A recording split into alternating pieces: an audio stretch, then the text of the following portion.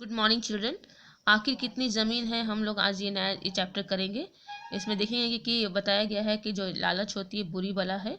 ठीक है, उसको हम देखेंगे किस तरह से एक व्यक्ति जो लालच में पड़ जाता है और फिर उसका क्या हश्र होता है, हम इस कहानी में देखेंगे। देखते हैं। प्राचीन काल की बात है। दो बहनें थी। बड़ी बहन का विवाह एक सौदागर के साथ तथा छोटी बहन का विवाह एक किसान के साथ हुआ। तो दो बहनें थी। ठीक है, एक का शादी जो है सौदागर मतलब बिजनेसमैन के साथ हुआ और एक का जो है किसान के साथ हुआ। एक बार की बात है, बड़ी बहन अपनी छोटी बहन के घर आई। दोनों आपस में बातें कर रही थी। बड़ी बहन बोली, हमारा जीवन तो बहुत सुखमय है। हम लोग शहर में आराम से रहते हैं, अच्छा खाते हैं, अच्छा पहनते हैं, सैर सपाटे, तमाशे, थिएटर से हमारा समय बीतता है। तो जब एक दिन क्या हुआ, जो बड़ी बहन है वो छोटी बहन के पास आई और फिर छोटी बहन को बोलने लगी कि हम लोग का जो जीवन है बहुत ही सुखमय है। हम तो शहर में रहते हैं, शहरी जीवन बहुत अच्छा है, हम अच्छा खाते हैं, अच्छा पहनते हैं और सैर सपाटे, तमाशे, थिएटर ये सब चीज़ भी हम लोग देखते हैं। छोटी बहन को अपनी बड़ी बहन की बातें बिल्कुल अच्छी नहीं लगी। वह बोली, तुम लोग केवल सजी धजी रहती हो, आमदनी अधिक है, लेकिन एक दिन सब हवा हो जाएगा।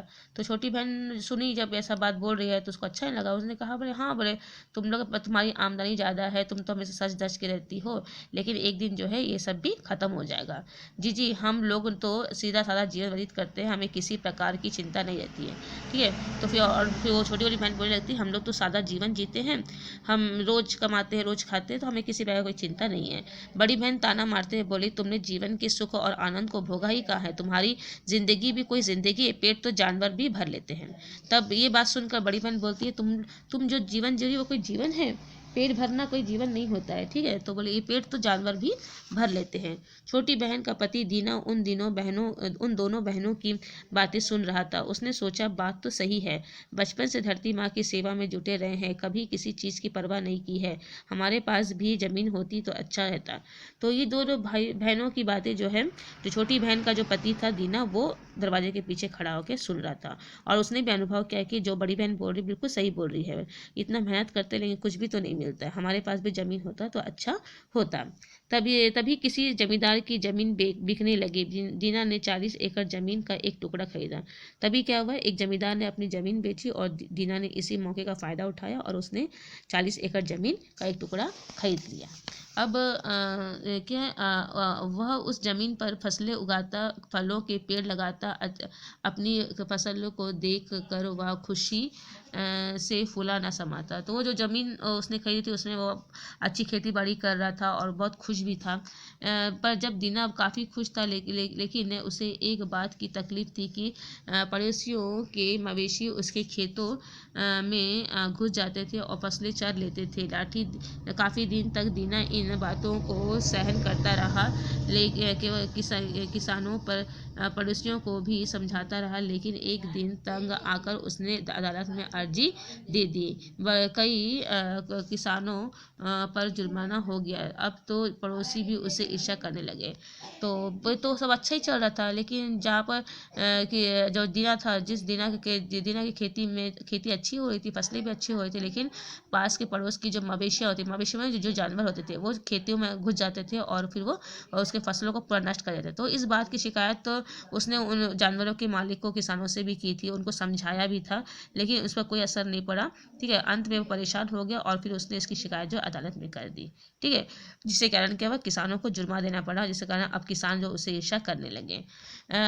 उन दिनों सतलुज के पार एक नई बस्ती बसने लगी। वहाँ जाने वाले प्रत्येक व्यक्ति को 20 एकड़ जमीन मुफ्त मिल रही थी। यह खबर जब दीना के कानों तक पहुंचा तो उसने सोचा, मेरे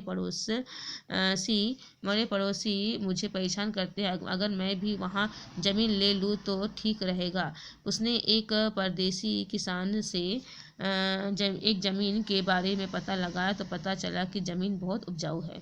तो फिर उसको इसी बीच में उसको सुनाया दिया कि सतलज नदी के पार में, सतलज एक नदी है, उसके पार में जो है बहुत सारी ज़मीन है, काफ़ी उपजाऊ ज़मीन है और वहाँ पर एक नई बस्ती बसने लगी है। ठीक है, तो वहाँ पर जो भी व्यक्ति जा रहा है उसे 20 एकड़ ज़मीन ऐसे ही मिल जा रहा है। तो फिर उसने भी सोचा कि अच्छा मौका है, बोले मेरे पड़ोसी तो मुझे इतना परेशान करते हैं, मैं भी उसी सतलज के पार में कोई ज़मीन ले लूँगा और वहीं पर रहूँगा। तो फिर वो अपने परिवार के साथ जो है वहीं पर चला गया। ठीक है, और उसने एक किसान से भी सुना था कि और वो काफ़ी उपजाऊ हो गया, तुमको मिल भी जाएगा, तो फिर वो वहीं पर वो चला गया।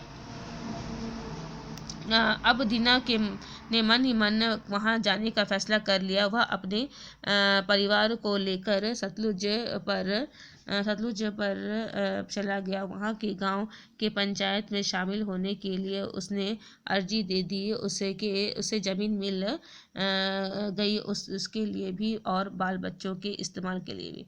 तो फिर वो वहीं गया, सतलुज के पास में गया और फिर वहाँ पर जो है उसने जो गांव था, वहाँ गांव में जाके जो है उसने अर्जी लगाई कि वो गांव का सदस्य तो बनना पड़ेगा ना, बाहर से आया तो गांव में फिर जो है शामिल होने के लिए उसने अर्जी भी दी और फिर उसको ज़मीन भी मिल गया। फिर वो अब अपने बच्चों के साथ, परिवार के साथ वहीं पर रहने लगा। ठीक है, सतलुज के पार ही। कुछ दिनों तक तो सब ठीक ठाक रहा। वह अपने घर परिवार और मवेशियों से संतुष्ट था, लेकिन धीरे धीरे उसकी इच्छा बढ़ने लगी। अब उसे अधिक ज़मीन कम लगने लगी, अपनी ज़मीन कम लगने लगी। लेकिन अब क्या हुआ, सब तो ठीक चल रहा था, अचानक क्या हुआ, उसको महसूस होने लगा कि उसके पास और भी ज़मीन होनी चाहिए। ठीक है, एक दिन की बात है, एक सौदागर वहाँ आया अपने घोड़ों के चारे पानी के लिए। थोड़ी देर वहीं एक ठहरा। बातों ही बातों में उसने दीना को बताया कि वह नदी के पार से आ रहा है। वहाँ इतनी अधिक ज़मीन है कि महीनों चलते रहो फिर भी नाप ना पाओ। यह सुनकर दीना ने मन ही मन निश्चय किया कि मुझे वहाँ जाकर जरूर देखना चाहिए। तो एक दिन की बात है, एक सौदागर जो है वहाँ दीना के उस सतलुज के पार आया और वो अपने जानवरों के चारा पानी लेने के लिए आया था। और वो जो है तो दीना से वो बात करता है, उसको पता चलता है कि सतलुज के पार के जो है बहुत सारी ज़मीन है और वो ज़मीन काफ़ी उपजाऊ भी है। ठीक है, तो फिर दीना सोचता है कि मन ही मन सोचता है कि मुझे वहाँ पर जाना चाहिए और ज़मीन को देखना चाहिए। तो एक दिन एक आदमी को साथ लिए और सौदागर के बताए स्थान की ओर चल पड़ा। रास्ते में ही उसने खाने पीने का सामान, उपहार और मिठाई भी खरीदी। 7 दिन का सफ़र तय करके वे दोनों उस स्थान पर पहुँचे। दीना ने देखा कि सौदागर ने ठीक से बताया था, वहाँ कोल लोगों की बस्ती थी। ठीक है, और दरिया के पास की ज़मीन ही ज़मीन थी। सारी ज़मीन खाली पड़ी हुई थी। ज़मीन भी काफ़ी अच्छी दिखाई दे रही थी। तो फिर एक दिन क्या किया, जो दीना था उसने एक आदमी को लेकर वो उसी स्थान पर गया जिस स्थान की बात सौदागर कर रहा था। उसने रास्ते में खाने पीने के सामान, उपहार और मिठाई भी उस वहाँ के लोगों को देने, वो वहाँ का जो हेड था उसको देने के लिए खरीद लिए थे। दीना जब वहाँ पहुँचा तो देखता है कि बहुत सारा ज़मीन है, खाली पड़ी ज़मीन है और वो जो ज़मीन थी वो वहाँ पर कोल लोग रहते थे। एक आदिवासी जाति है, उसको बोला गया कोल लोग।